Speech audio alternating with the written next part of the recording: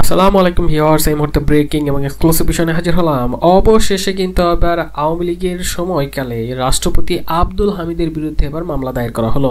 শেখ হাসিনা সহ 124 জনের নামে এই মামলাটি করা হয়েছে। হঠাৎ করে কেন তার বিরুদ্ধে মামলা হলো এবং কি অপরাধে তার বিরুদ্ধে মামলা হলো সে বিষয়টি নিয়ে এক্সক্লুসিভ তথ্য জানিয়ে দিব। এরপর জানিয়ে দিব অবশেষে কিন্তু আগামীকালই মুক্তি হতে পারেন মিস্টার বাবর।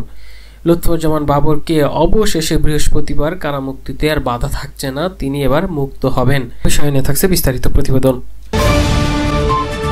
এবং সব শেষে আপনাদের মাঝে যে বিষয়টা জানিয়ে দিব, এবার খুঁজে খুঁজে একে একে সবাইকে ধরা হবে বলে হুঁশিয়ারি বার্তা দিয়েছে স্বরাষ্ট্র উপদেষ্টা। কাদেরকে খুঁজে খুঁজে ধরা হবে বলে জানিয়েছেন এই স্বরাষ্ট্র উপদেষ্টা, সে বিষয়টি নিয়ে ভিডিওর শেষ অংশে জানিয়ে দিব আপনাদের মাঝে। এতক্ষণ শুনছিলেন শিরোনাম, এবার বিস্তারিত। চলুন এবার তুলে ধরি কিশোরগঞ্জে আব্দুল হামিদের বিরুদ্ধে কেন মামলা করা হলো। কিশোরগঞ্জে সাবেক স্বরাষ্ট্রপতি আব্দুল হামিদ ও সাবেক প্রধানমন্ত্রী শেখ হাসিনা সহ 124 জনের বিরুদ্ধে মামলা করা হয়েছে। মঙ্গলবার সন্ধ্যায় কিশোরগঞ্জ সদর মডেল থানায় সদর উপজেলার উত্তর লতিবাবদ এলাকায় আবু তাহের ভুইয়ার ছেলে তাহমুল ইসলাম এই মামলাটি করেছেন। আব্দুল হামিদ, শেখ হাসিনা, শেখ রেহানা, সজীব অজেদ জয়, সাইমা অজদ পুতুল সহ 124 জনের হেভিওয়েট নামে আছে তাদের, এবং তাদের বিরুদ্ধেই মামলা করা হয়েছে। পুলিশ সূত্রে জানা গেছে, ছাত্র আন্দোলনে হামলা ও গুলি করার ঘটনার পর 5 আগস্ট থেকে এখন পর্যন্ত কিশোরগঞ্জ সদর থানায় 11টি মামলা সহ প্রায় অর্ধশত মামলা হয়েছে। মঙ্গলবার এই মামলার প্রথমবারের মতো আসামি হয়েছেন সাবেক রাষ্ট্রপতি আব্দুল হামিদ। যদিও এই মামলায় আব্দুল হামিদ 3 নম্বর আসামি, 1 নম্বর আসামি করা হয়েছে শেখ হাসিনাকে, 2 নম্বর শেখ রেহানা। মামলায় আরও 200 থেকে 250 জনকে অজ্ঞাত আসামিও করা হয়। মামলার এজাহারে বলা হয়েছে, স্বৈর শাসক শেখ হাসিনার পতনে সংগঠিত ছাত্র জনতার গড়ে ওঠা ঐক্য আন্দোলনকে দমন করতে দেশ বিদেশে অবস্থান করা 1 থেকে 20 নম্বর আসামি সারা দেশে গণহত্যার পরিকল্পনা করে। সেই মোতাবেক তারা কিশোরগঞ্জে যেন কোনো আন্দোলন হতে না পারে সেজন্য 21 থেকে 40 নম্বরের আসামিদেরও নির্দেশ দেওয়া হয়। ওই নির্দেশ বাস্তবায়নের জন্য 41 থেকে 124 নম্বর আসামিরা শটগান, বন্দুক, পিস্তল, ককটেল, বোমা ও দেশীয় অস্ত্র ব্যবহার করে সরবরাহ করে আন্দোলন দমাতে এবং গণহত্যারও নির্দেশ দেওয়া হয়। গত বছরের 4 আগস্ট দুপুর 12টার দিকে জেলা শহরের স্টেশন রোডের গৌরঙ্গ বাজার এলাকায় ছাত্র জনতার মিছিলে আসামিরা হামলা চালান। তারা আগ্নেয়াস্ত্র দিয়ে গুলি চালিয়ে মামলার বাদী সহ সাক্ষীদের আহত করেন। এছাড়াও আসামিরা গ্রেনেড, ককটেল ও বোমা নিক্ষেপ করে এলাকায় ত্রাস সৃষ্টিও করেন। বাদী স্পষ্ট করে বলেন, আন্দোলনের সময় পুলিশের হামলায় আমি আহত হয়েছিলাম। আমি আহত অবস্থায় দীর্ঘদিন চিকিৎসা নেওয়ার পর এখন কিছুটা সুস্থ হয় থানায় এসে মামলা করেছি, এমন বিষয়টা বাদী তুলে ধরেন। ধরতে যাচ্ছি, অবশেষে অনেক জল্পনা কল্পনার পর এবার মুক্তি পাচ্ছেন লুৎফুজ্জামান বাবর। তিনি মুক্তি পাচ্ছেন বৃহস্পতিবার।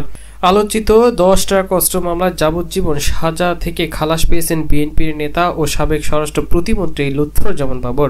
তার মুক্তিতে এখন আর কোনো বাধা নেই। এছাড়া এই সময় বা এই মামলার আরও 4 জনকেও খালাস দিয়েছে হাইকোর্ট।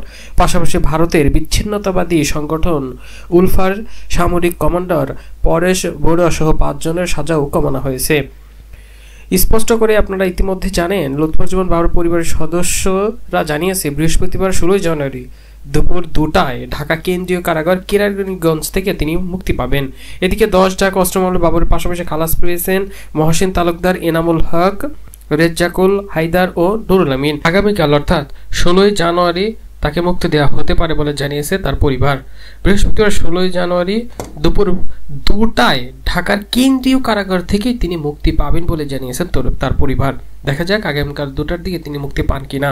বিএনপির উচ্ছ্বসিত সবাই কিন্তু ব্যাপকভাবে উৎফুল্ল হয়ে আছে কখন এই বাবরের মুক্তি পাবেন এবং তিনি সশরীরে সবার সামনে হাজির হবেন। এবং এই বাবর মুক্তির পর ভারত কিন্তু অনেক টেনশনে পড়ে যাবে, বিশেষ করে 7 সিস্টার নিয়ে। ইতিমধ্যে আপনারা সকলে জানেন 7 সিস্টার নিয়ে কিন্তু ব্যাপকভাবে আলোচিত সমালোচিত হয়েছেন এই বাবর। বিশেষ করে ভারতের সকলেই এই বাবরকে কিন্তু ব্যাপকভাবে ভয় পায়। কোনো কিছু যদি হয় তাহলে কিন্তু বাবরের মাধ্যমে করাটা খুব সহজ হবে। 7 সিস্টারের মধ্যে বাবরের সম্পর্ক আরও কিন্তু অনেক গভীরও হতে পারে। পরবর্তীতে বোঝা যাবে লুৎফুজ্জামান বাবরের মাধ্যমে কি হতে পারে 7 সিস্টারে। তিনি কি পারবেন কোনো একটি দান চালতে, তা ভবিষ্যতে বোঝা যাবে। এবং সব শেষে আপনাদের মাঝে তুলে ধরতে যাচ্ছি এবার স্বরাষ্ট্র উপদেষ্টা, তিনি যে হুঁশিয়ারি বার্তা দেখালেন রীতিমতো চমকে যাবেন। খুঁজে খুঁজে একে একে সবাইকে ধরা হবে বলে হুঁশিয়ারি বার্তা দিয়েছেন এই স্বরাষ্ট্র উপদেষ্টা। আওয়ামী লীগ সরকারের আমলে অপরাধ ও বিতর্কিত কর্মকাণ্ডে জড়িত পুলিশ ও সরকারি কর্মকর্তাদের বিরুদ্ধে ব্যবস্থা নেওয়া হবে বলে জানিয়েছে স্বরাষ্ট্র উপদেষ্টা জেনারেল জাহাঙ্গীর আলম চৌধুরী। তিনি বলেছেন, খুঁজে খুঁজে একে একে সবাইকেও ধরা হবে। 15 জানুয়ারি সকালে আনসার ও ভিডিপি সদর দপ্তরের পরিদর্শন শেষে সাংবাদিকদের সাথে আলাপকালে তিনি এসব বলেন। তিনি আরও যেসব বলেন, সেসব পুলিশ কর্মকর্তার বিরুদ্ধে অভিযোগ রয়েছে এবং যাদের ভূমিকা ভিডিও ফুটেজে ধরা পড়েছে তাদের বিরুদ্ধে আইনগত ব্যবস্থা নেওয়া হচ্ছে। প্রতিদিন 2-1 জন করে ধরা পড়ছে। তিনি উদাহরণ হিসেবে উল্লেখ করেন, আজকে ছাগল মতিউর নামে পরিচিত মতিউর রহমানকেও ধরা হয়েছে।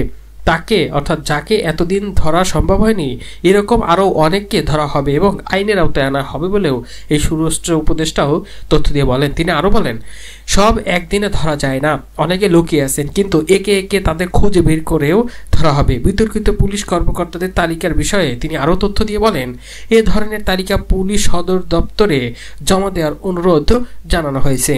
এ সময় তিনি আরও বলেন, অনেক পুলিশ সদস্য কনস্টেবল থেকে শুরু করে ডিসি পর্যন্ত সরাসরি গুলি চালিয়েছে।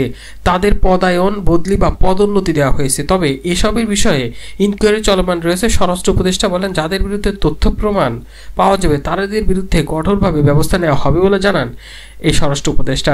স্বরাষ্ট্র উপদেষ্টা আরও নানাভাবে তথ্য দিয়ে অনেক বিষয় বুঝিয়ে দেন যে আর কখনো পিঠ দেখাবে না বাংলাদেশ, এবং বাংলাদেশের বিজেপি প্রতিহত করেছে ভারতের বিএসএফকে।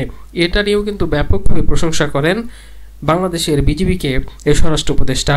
এছাড়া তিনি সাংবাদিকদের ধন্যবাদ জানান, বিশেষ করে পার্শ্ববর্তী দেশের অপপ্রচারের বিরুদ্ধেও সঠিক ও স্বচ্ছ সাংবাদিকতার জন্য। তবে তিনি আরও বলেন, অনুসন্ধানী সাংবাদিকতা আরও বানানোর জন্য আপনাদের অনুরোধ জানাই।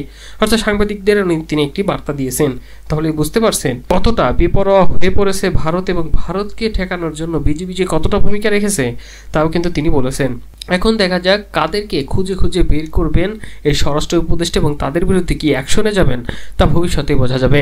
এই স্বরাষ্ট্র উপদেষ্টা কিন্তু একের পর এক সব তথ্য দিলেও বিডিআর বিদ্রোহের ব্যাপারে কিন্তু এখনো অনেকেই চুপ আছেন। ইতিমধ্যে আপনারা জানেন বিডিআরদের কিভাবে তার পরিবারদের এখনো ওইভাবে সাপোর্ট করা হচ্ছে না যতটা সাধারণ জনগণ চেয়েছিল। কেন এখনো যারা এর সাথে মূল অপরাধী তাদেরকেও ধরা হচ্ছে না? বিডিআর হত্যার সাথে জড়িত কারা, এখনো তাদেরকে কেন আইনের আওতায় আনা সম্ভব হচ্ছে না তার প্রশ্নের জবাব এখনো পাচ্ছে না সাধারণ জনগণ। তাহলে কি আবারও পুনর্বাসনের চেষ্টা হতে পারে আওয়ামী লীগকে? কি হতে পারে তা কিন্তু ভবিষ্যতে দেখা যাবে। একের পর এক নানা ধরনের ঘটনা যখন ঘটতে থাকে তখন কিন্তু আর নানা বিষয় উঠে আসে এবং অনেক মানুষ আলোচনা করতে থাকে। বিশেষ করে বিডিআর হত্যাকাণ্ডের যে বিচারটি এতদিনে হওয়ার কথা থাকলেও তার আলসার আলো এখনো দেখছে না। ইতিমধ্যেই উপদেষ্টা বলেছিল যে এর একটি তদন্ত কমিটি গঠন করা হবে। এই তদন্ত কমিটি গঠন করা হবে এ ধরনের তথ্য কিন্তু আওয়ামী লীগ সরকার আমলেও হয়েছিল। এখন দেখা যাক এই বিডিআর বিদ্রোহের যে বিষয়টি এটা কবে আশার আলো দেখবে তা নিয়ে কিন্তু অধীর আগ্রহে বসে আছে বাংলাদেশের কোটি জনতা। এখন দেখার বিষয় এই স্বরাষ্ট্র উপদেষ্টা তিনি পরবর্তী পদক্ষেপ কি নেন। খুঁজে খুঁজে একে একে সবাইকে ধরা হবে ঠিকই, কিন্তু বিডিআর বিদ্রোহের যে বিষয়টি সেটি কবে নাগাদ হবে তা এখনো অনিশ্চিত।